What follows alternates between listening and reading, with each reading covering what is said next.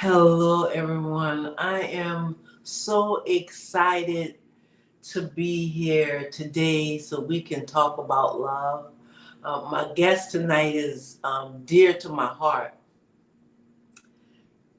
I guess we could just call her lovely because that would make me feel good. But anyway, call somebody. We're going to talk about relationship. We're going to talk about relationship tonight because we're trying to make our world a better place, right? And it's first going to change when the heart of the people change and the heart of the nation change, which is the heart of the people. So tune in, have somebody come in. This is going to be really good, especially if you want to grow your relationship or you're having issues, and not only partners, but your children, you're at work. Um, Tune in, call somebody.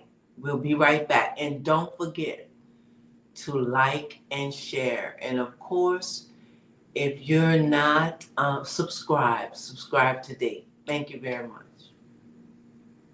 Welcome to A Moment with Vivacious, a freedom ride where we the people gather to build ourselves, our family, our community, and our nation. For the sound of America for Progress has reached critical mass, understanding that we must put aside our differences to focus on the greater good. This is a place of collaboration to rebuild and restore our nation. Welcome to A Moment with Vivacious.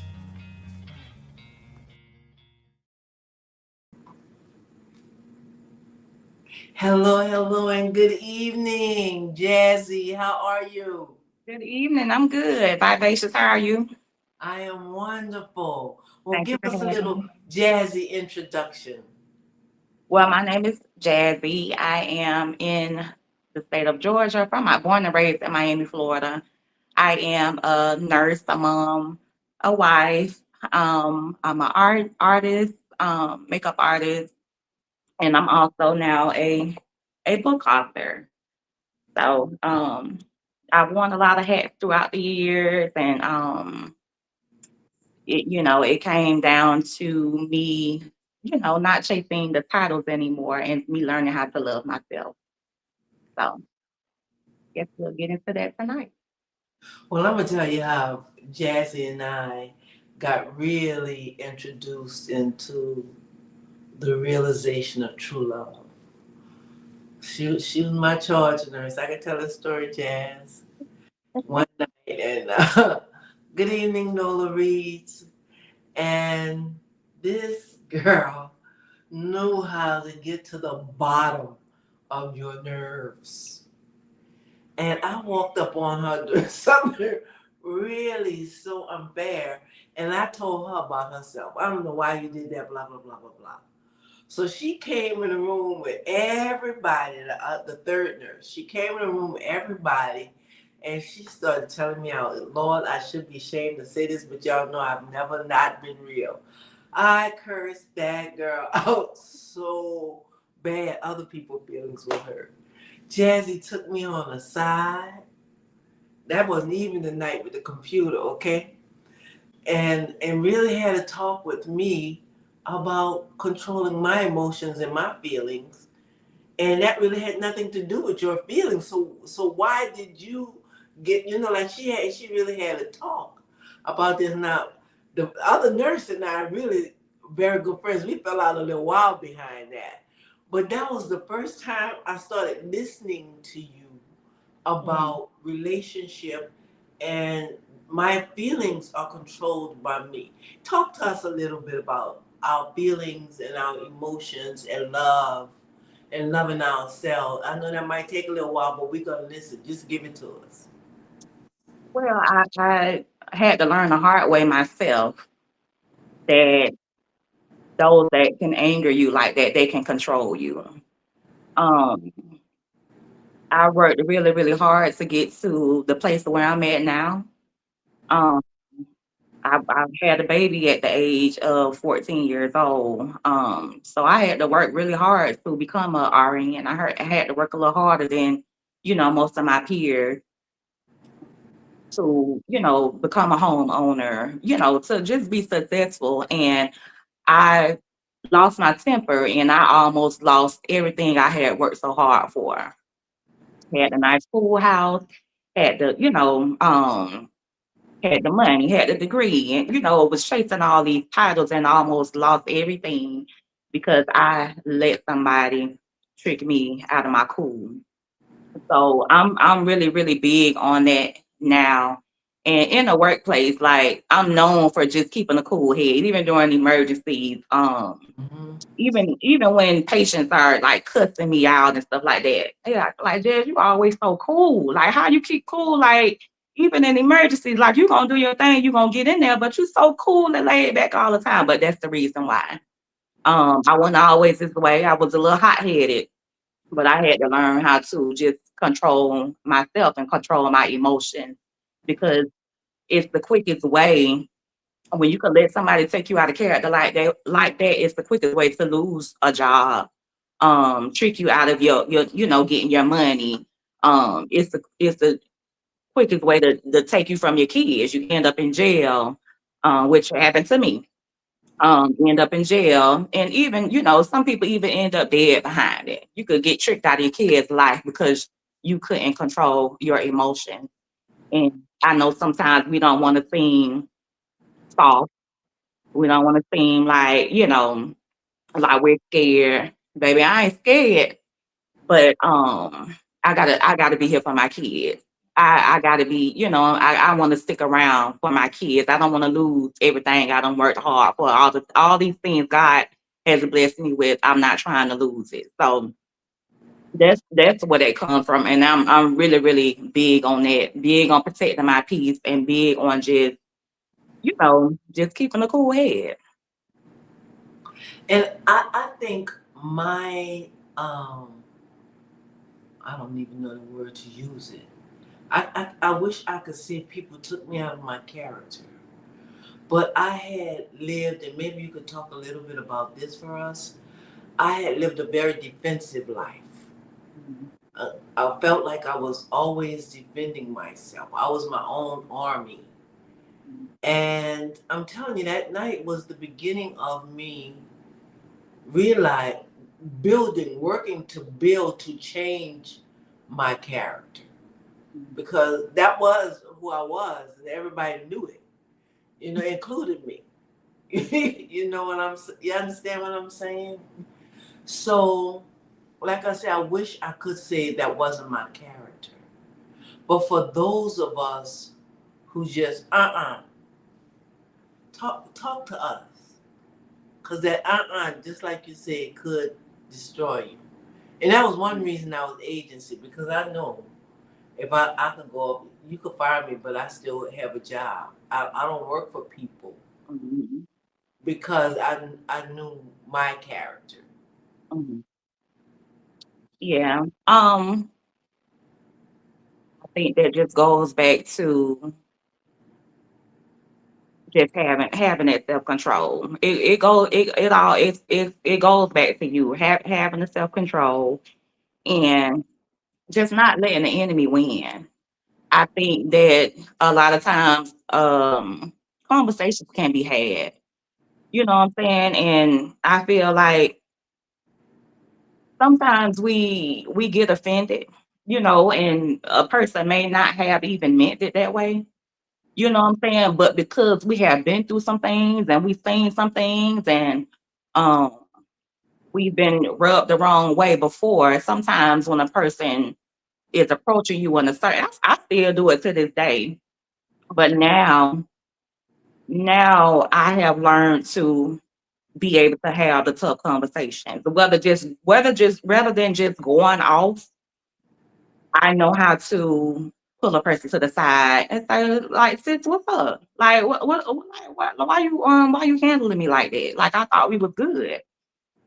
Um, I just think it just clears up a lot of confusion. Um, and I think I think a lot of people stray from doing that. Just have the tough conversation without all the animosity. Sometimes you have to cool down And that's in, you know, that's in relationships in your with your significant other as well. Sometimes you got to cool down. That's what these are things I'm still working on myself. I'm not always as cool headed as I seem. Like I still have my moments, but I do know how to catch myself and bring it back in and say, you know what, let me cool down for a minute. Let's have a conversation about it. But I think that's what it kind of boils down to. Like just, you know, just that self control, taking accountability, like taking a look at self and kind of like asking myself, why am I letting this person, like what's up with that? Why am I letting this get to me like this? Like why am I holding on and why am I being explosive like this? So that's one of the things that kind of like helped me.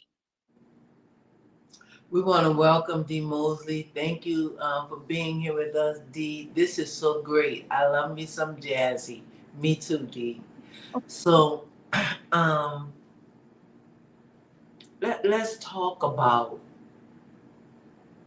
like, sometimes we don't know what that other person like the person who aggravate me so bad after time went on, you know, and we talked about that night, you know, and we were able to talk again, like you said, talk.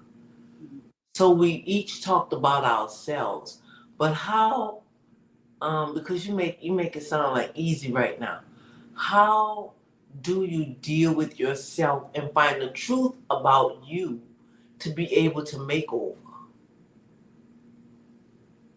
I think it starts with accountability. Like say for instance, if you keep going through some of the same things over and over and over again, it's one common denominator, and that's you. Like why? Okay, so what's going on? I think we just have to start taking a look at self sometimes. Um, we have to start taking a look at self, and I think accountability is where it starts. Like okay, like I said, why is this person don't cut my check, this person don't feed me and my kids, so why am I allowing this person to get me to this point? And I think that's where it started. Why am I triggered by this? I think for me that's kind of like where it started when I started doing the work. Why is this triggering me? And that was something I had to figure out. Why certain things would trigger me and why I would react to certain things the way I would. I was in a if we could go to personal relationship, I was in a relationship, well, in a marriage, and my husband and I, we weren't fighting, but we were talking, and he said, "You ought to be satisfied." So I remember I'm making up, but this is what it meant to me. Okay, Okay. you ought to be satisfied with me because I'm a good man. And my answer to him, which I meant very well, you a good man to you. You're not a good man to me. Mhm. So sometimes who we are to ourselves is not who we are to the other people we are in relationship with. Can we talk about that and how do we realize that? How do we deal with ourselves? And how do we deal with the person in that we're in relationship with? Okay. I think that is part of once you start digging deep into who you are, once you really, really get to know who you are as an individual, um, you you start to realize that no two people are going to be the same. Like the way I love is not going to be the same way that this person loves. Um, you start to learn like like say for instance, like even with my family, like I love to the way I show my family love is I like to before they get home, I like to have my house clean. Like I like to have, because I love for them to come home to a clean house when they coming in from school or when, coming in from work or whatever. I like everything, chill and clean for them. Like they could come in, they could kick their feet up. That's how I like to have my house laid up. But when I come home from work, it ain't like that. So for a while, like I was like, they don't love me. For a while, like they was like, I was like, like these people don't love me. Like, why when I come home, my house ain't clean? Like this is what I do for them. Like, why my house ain't clean when I come home? And one day the Lord convicted me about that. One day the Lord convicted me because it was like no matter how much I talked to my kids, I was like, they don't honor me. They disobedient. You know what I'm saying? Like I'm just on this like, oh, these kids don't love me. I'm in tears. God convicted me one day when I came in here getting ready to go off. You ain't always did what I told you to do. You weren't always obedient to me. Like, does that mean you don't love me? Like he convicted me about that. And I had to learn that people don't always love you the same way you love them. Like they show it in different ways. Um, sometimes it ain't always about just going off and flying off at the handle. Sometimes it's having a conversation like this is why I feel like this. I don't think sometimes they know why you go off like the way you do. But when it all boils down to, I don't feel that. I don't feel like the love being reciprocated because of that.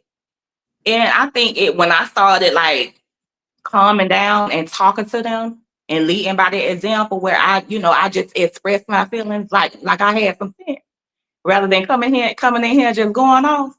I think that I was able to get through them more. Now everything ain't just change overnight. Like I still come home, days in my house ain't as spick and span as I want it to be, but they did get better and they are getting better.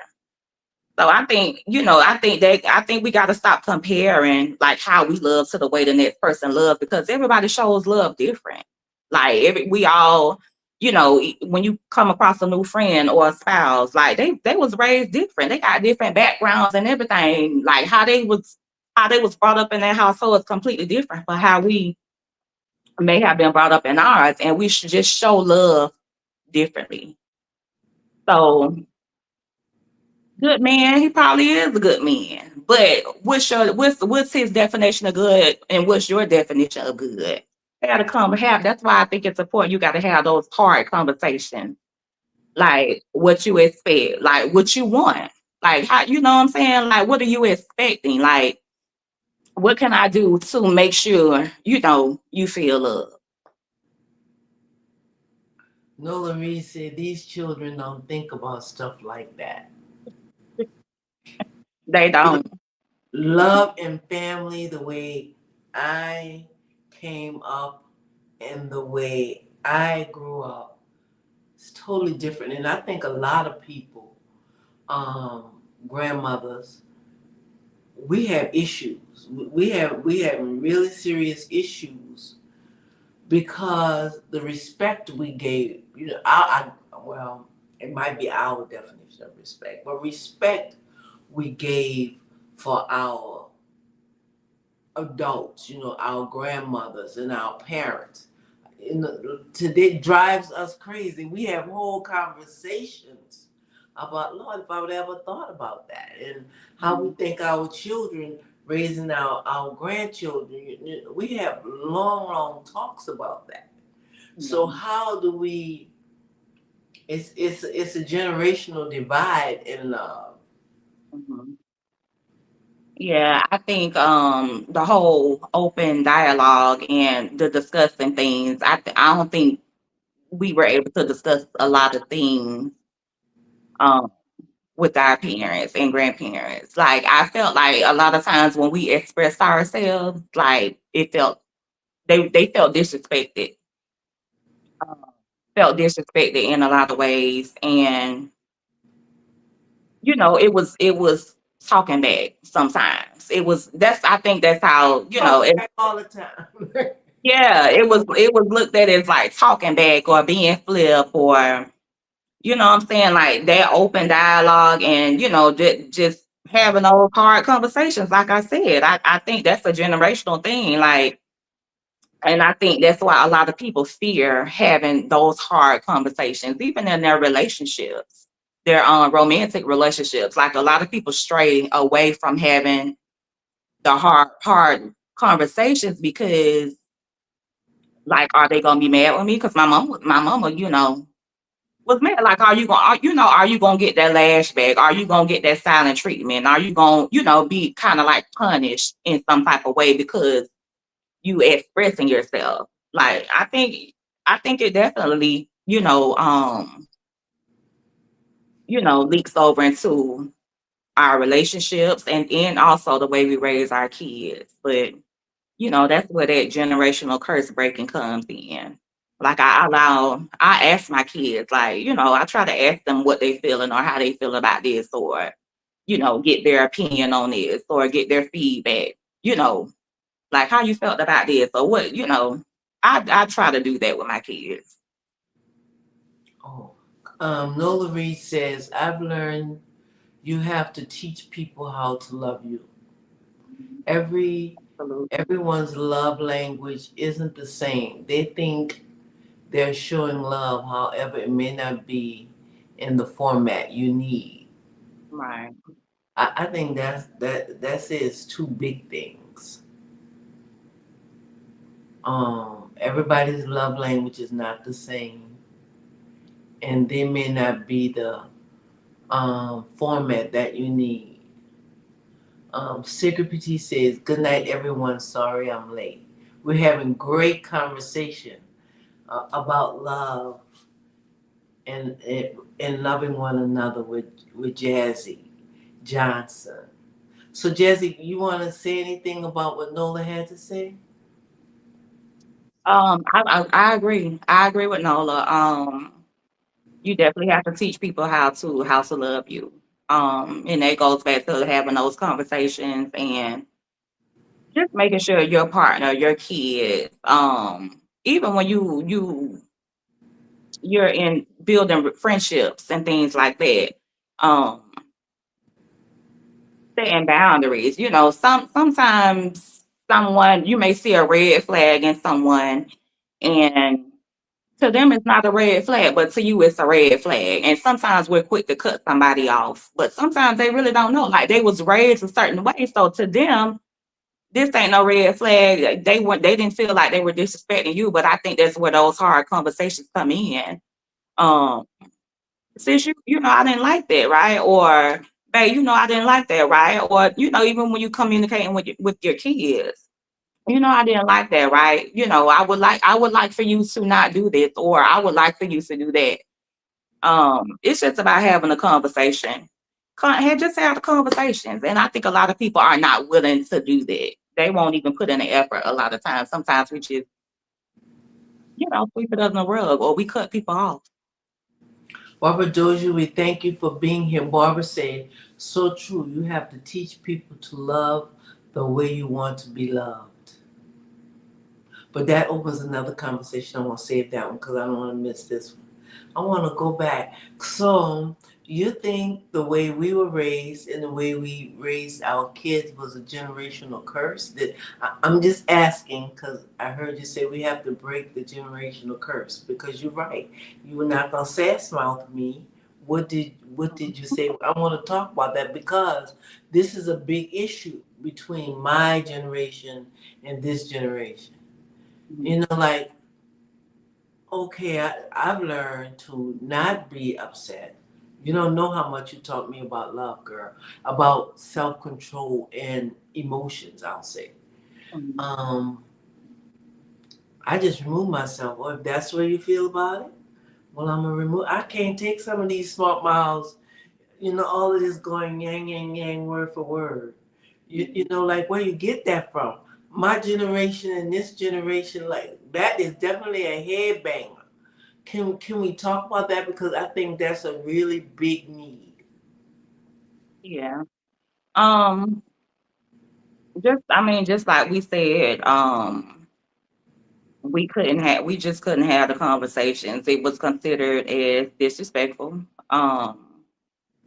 But now I think that in this generation, a lot. Sometimes it goes out of hand. Though sometimes this generation is very, very disrespectful. Don't get me wrong, but I think that we're more open to like hearing the kids out, hearing our children out, and just having those tough conversations, like we said. But yeah, like I feel like it was just no tolerance back then. Like we couldn't express ourselves, and I think in my household, like me and my sisters, we were a little different. My sister, I was always the outspoken one, but my sister, she was always the quiet, kind of like timid one. She would pull back. I would speak out. I would speak up, and that kind of like when we got older, it was the same. It leaked over into our relationships. Like I was very, very flip.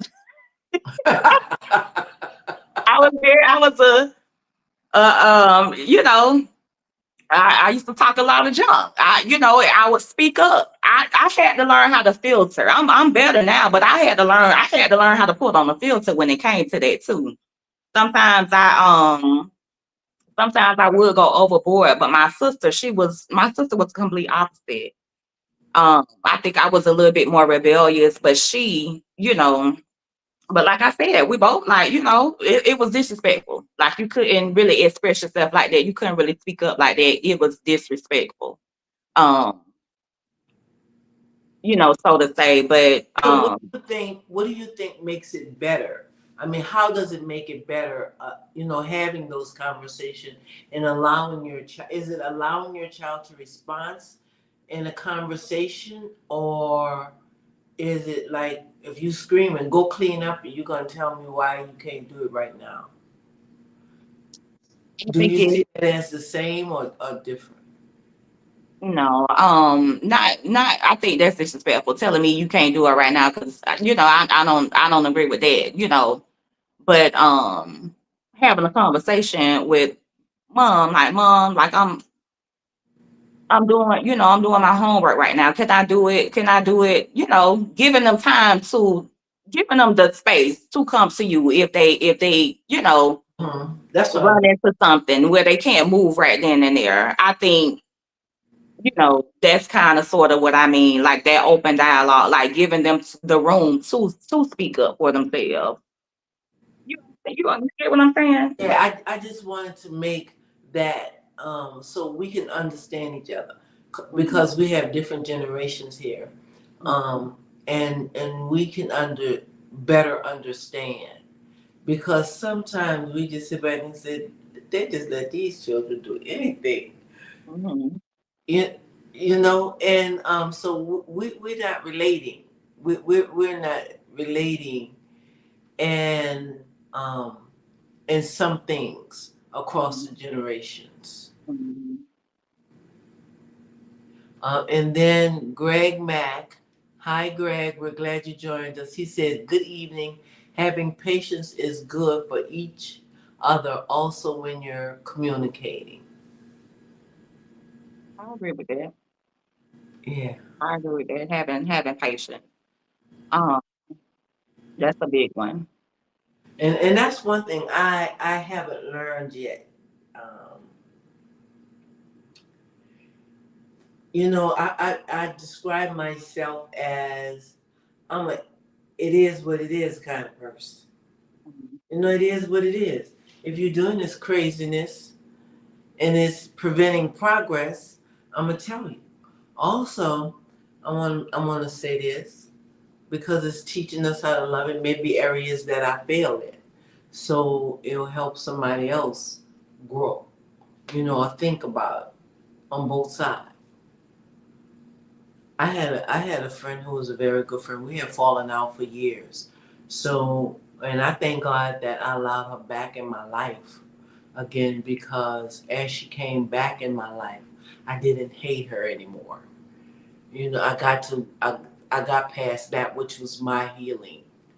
But one day on the phone, we were having a conversation, and I just bust out laughing, Mm-hmm.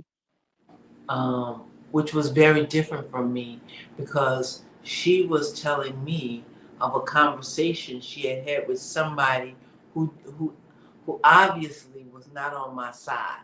Okay, Okay. but you were having a conversation, listening to something this person negative about me. You were Mm-hmm. having this negative conversation. So what was where I grew was I just bust out laughing because I'm Mm-hmm. thinking to myself, and you my friend. You know, I just bust out laughing. So evidently she became angry because I laughed, and she slammed the phone down. Oh, wow.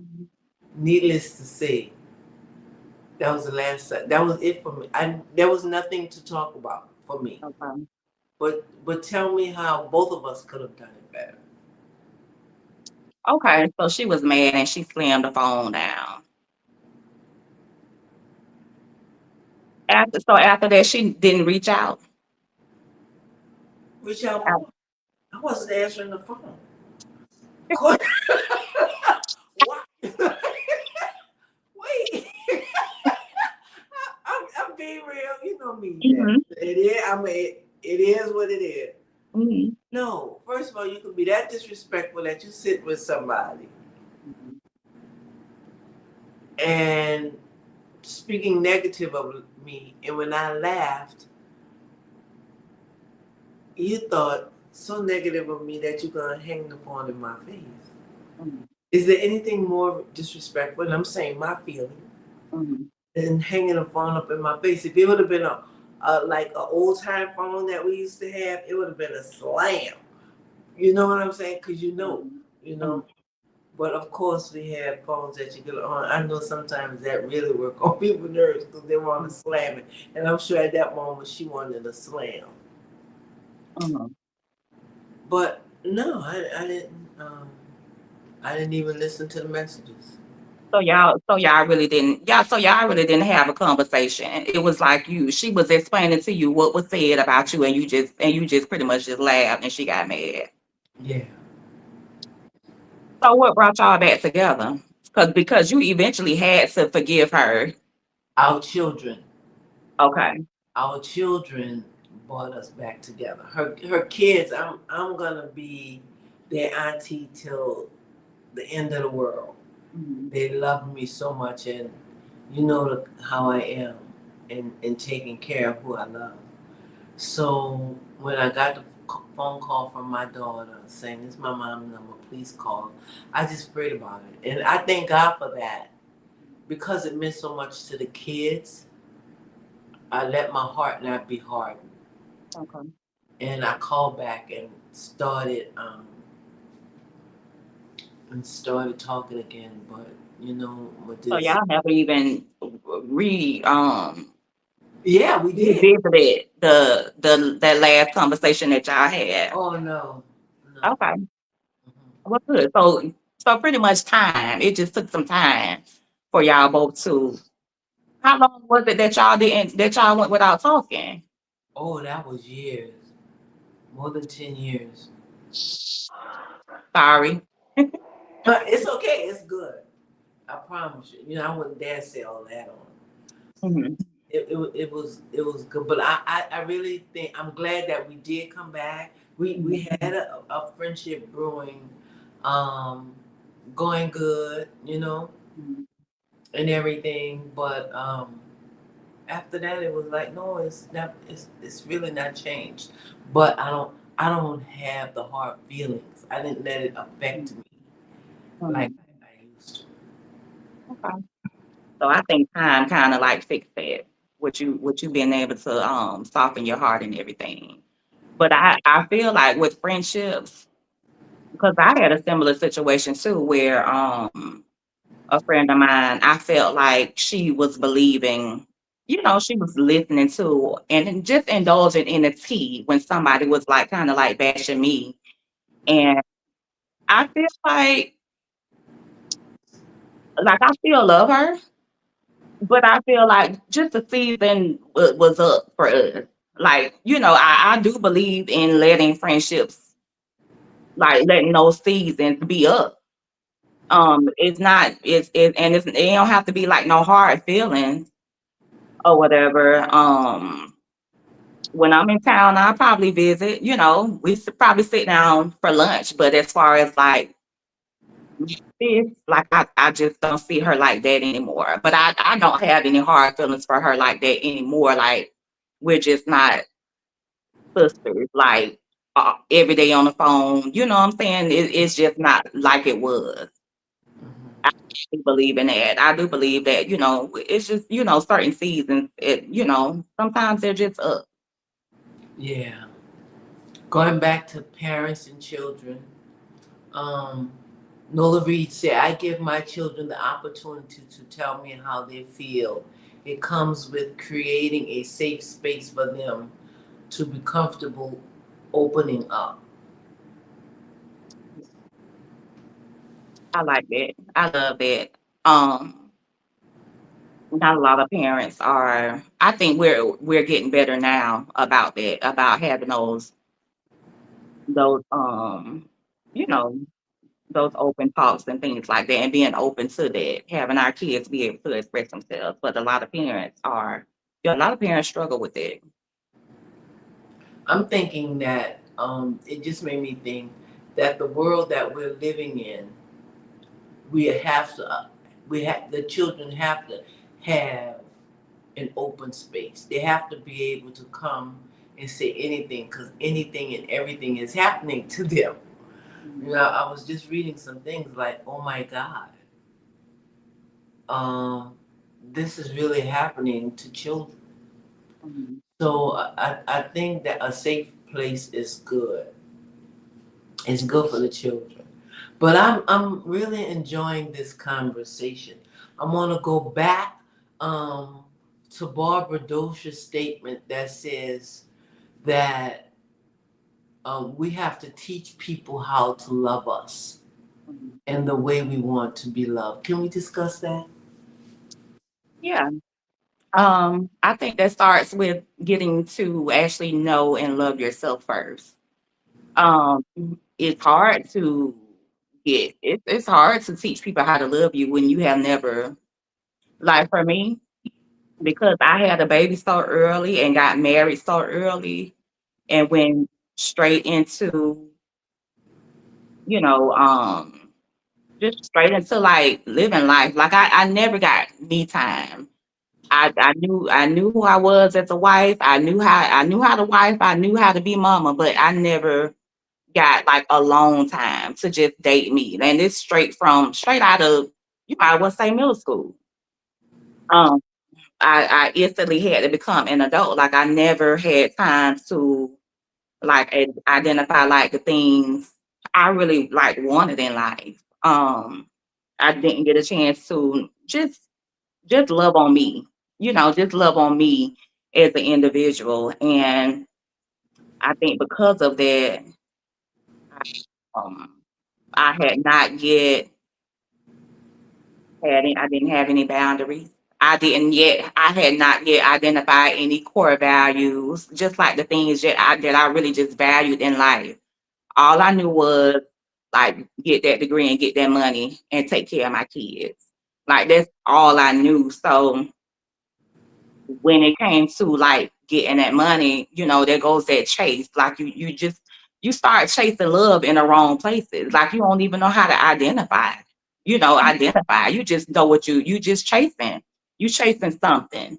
And until you're grounded and you really get to like know you and love yourself, it's hard to teach other people how to love you because you don't know how to love yourself.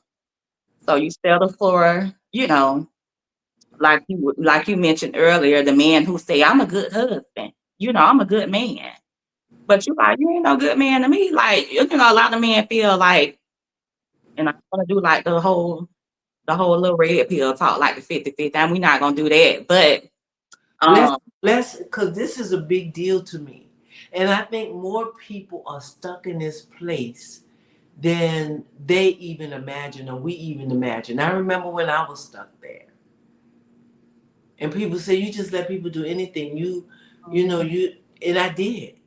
But I didn't know nothing else. So however you need to talk about this, or we need to talk about this, because I think grown people going in and out of relationships because of this, or So, alone because of it. right. So you end up settling. You end up settling. You think that you like what you're chasing. Like you may end up with the man with the money, but that doesn't mean he's a good man. You feel what I'm saying? Because start chasing things like when you're not settled in yourself and when you don't yet love yourself because you're trying to just fill these voids. Because you still just chasing like your identity and you still confused about this thing called love, which is God at the end of the day. That's what it all boils down to. But you're chasing all these things and you end up settling. You end up in the wrong partnerships. I mean, romantic relationships. You end up with the wrong business deals because you're just constantly chasing.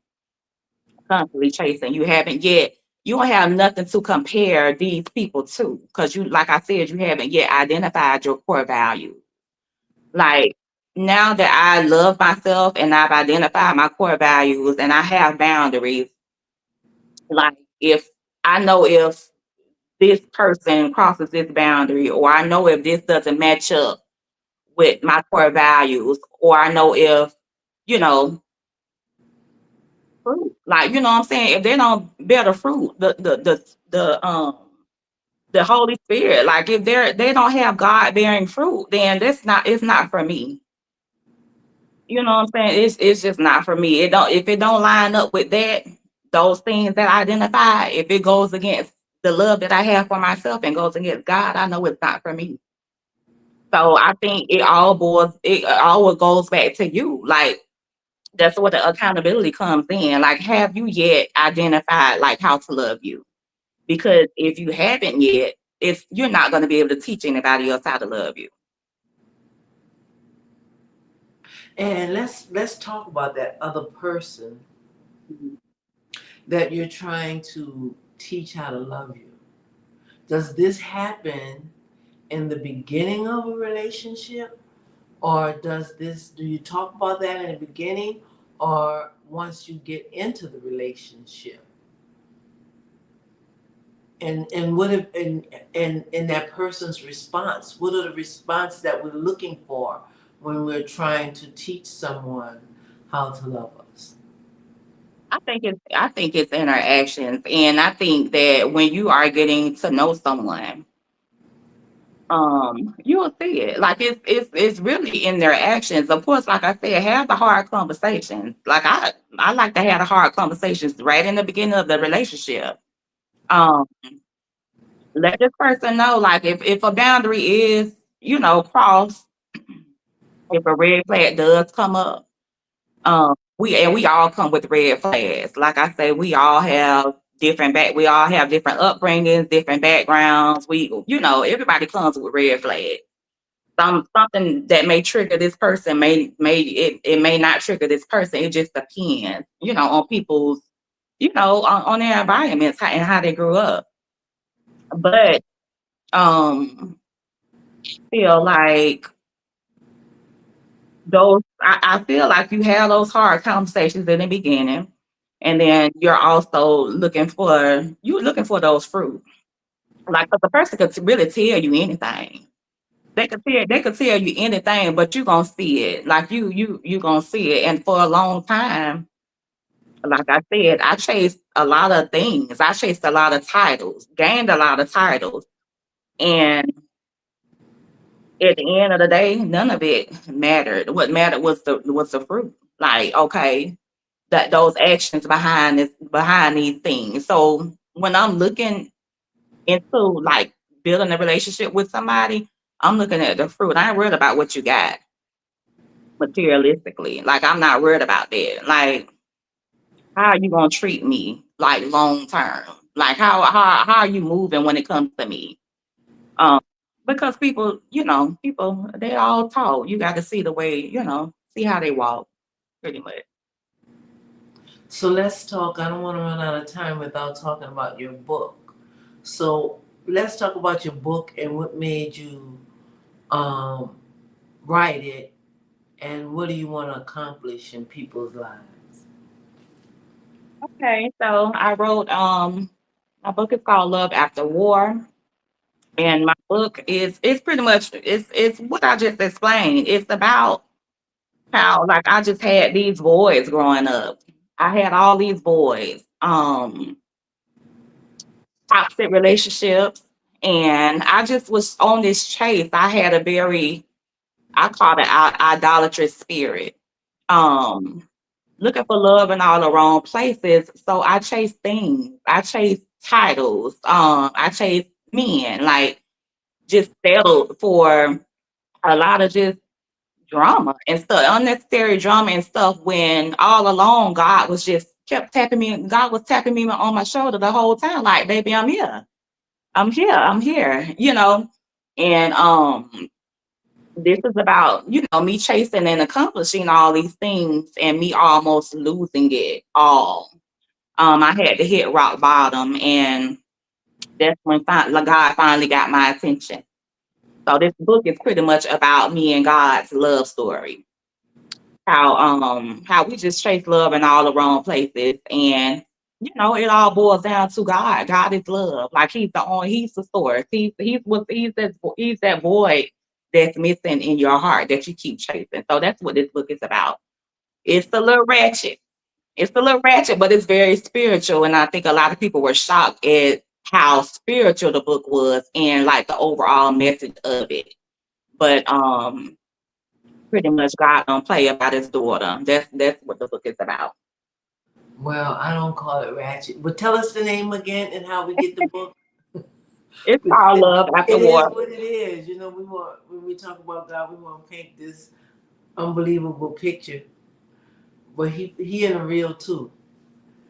I'm sorry. Right. Tell Right. us again. It's called Love After War. Chase the love, found the truth. And where do we get it? It's available on Amazon. And so in on there, your name is Jazzy Johnson as the author. What is? Yeah, it's some more. Yeah. I just want everybody to know. Yeah. Mm-hmm. It's done really good. It's doing really good. I don't market it as much as I should, but it's still doing really good. So I'm happy about that. Um, I just wanted people to, especially women, to just know like who they are in Christ. Like, I just wanted them to know, like, girl, you ain't gotta chase all that. Like them titles don't matter, like that materialistic stuff don't matter. Like,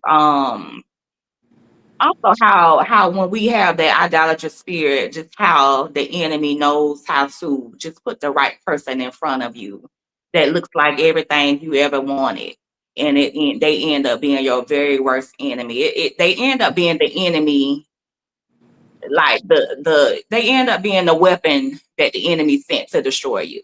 But all along, you're just thinking that they are, everything, that God sent when really it's the opposite.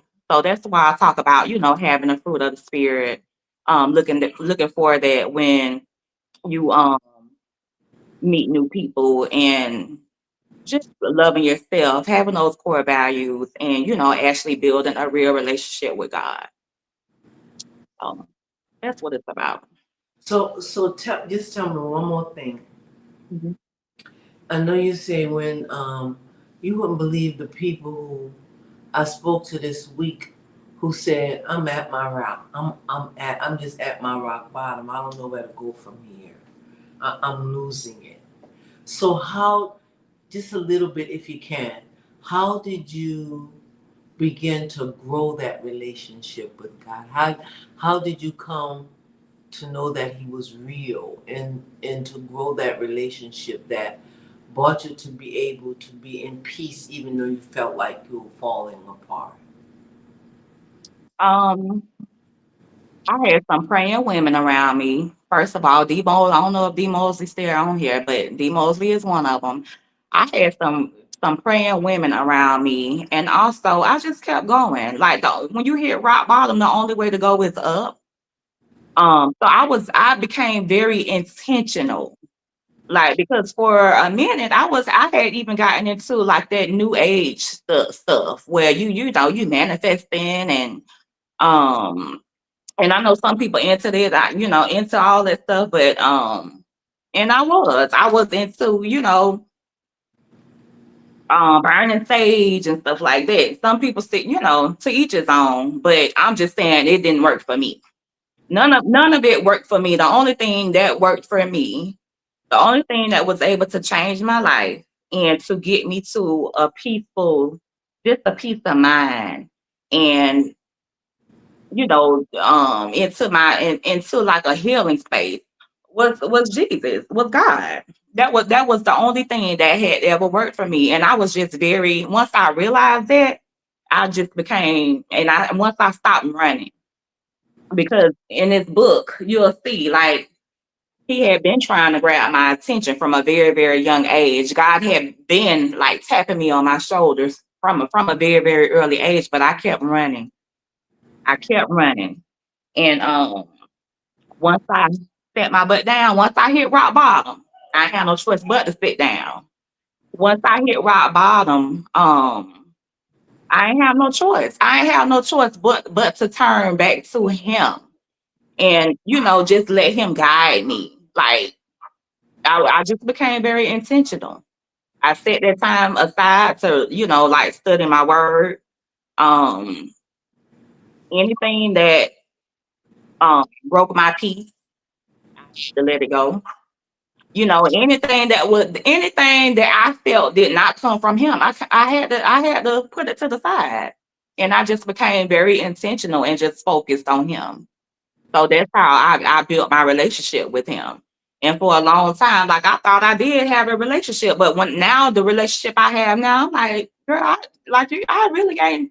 I ain't have a relationship. Like I ain't really know that man like I know him now. I like because I think that's a lot of Christians.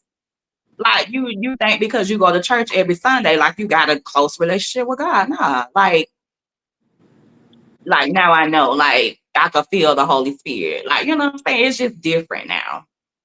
So Yes. that's how I built my relationship with them.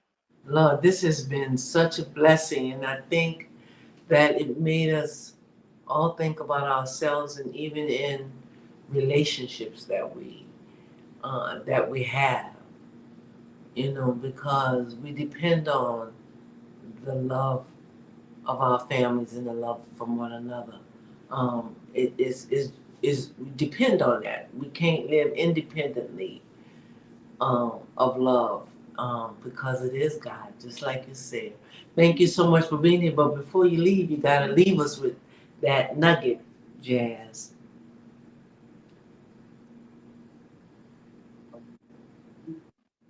You went out, Balene. Oh, I'm sorry. Can you leave us with a nugget? What's something of value that would just take us like, because love is powerful. Love is everything. Can you hear me? Yeah. Okay. So what are you gonna leave us with today? Um, just always go back to the source. When you don't have anywhere else to go back to the source, and that source is God. He's the only one that's gonna feel like those voids. I know we depend on, those around us to, affirm that we are loved. But God, at the end of the day, God is the source. And I think once we understand that and once we realize that, then we won't feel so down because people are gonna disappoint us, y'all. People are gonna disappoint us. We ain't gonna always feel the love from our people, but just know that God is the source. He's all about unconditional love. He loves us unconditionally. For that. Well, Thank you so much. Thank you for being here. I am truly blessed. I have enjoyed this. And as usual, I am always learning and becoming a better person after conversation with you. Thank you so much. Thank you for having me. Greg said this was really good. Thank you, Greg. Tune in every Wednesday. Thank you. All right. You were awesome. Thank you. Thank you. Good night. Good night.